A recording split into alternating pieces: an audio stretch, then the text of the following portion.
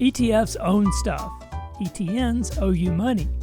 This is Edith the elephant. She's carrying a basket of securities. Edith can help you remember that ETFs actually hold securities. For example, SPY is the Spotter S&P 500 Index Fund. As the name implies, it tracks the S&P 500 index. So Edith's basket would be holding roughly 500 stocks that are in the S&P 500. Now Edith has no hands, just one trunk, and that's being used to carry the basket. So she doesn't actively manage what's inside the basket. That's similar to an ETF, which are generally not actively managed. Now flying above Edith the elephant is Eaton the eagle. Eaton represents ETNs. We notice Eaton doesn't have a basket of securities. He does have a note that says follow the elephant. So Eaton is flying above and just goes wherever the elephant goes. That's similar to how an ETN doesn't actually hold securities. Instead, they're a debt obligation of the company who issues the ETN.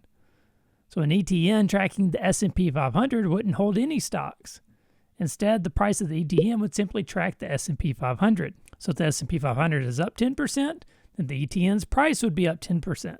The key takeaway you need to remember for the SIE, ETFs have market risk. That's the risk that the market goes down and you lose money. ETNs also have market risk plus credit risk, meaning the company who issued the ETN might not be able to pay you back. It's kind of like how Edith the elephant has a risk of getting lost, and Eaton the eagle has the risk of getting lost and crashing into the ground. Generally, ETNs have a maturity date, similar to other debt securities. So you buy a copper commodity ETN that matures in 1 year.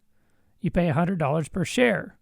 Copper doubles over the next year, then you'll receive $200 at maturity, ignoring taxes and fees. So simply stated, ETFs own stuff, ETNs owe you money. Any questions or comments, leave them below. Otherwise, let's keep rolling with the next video.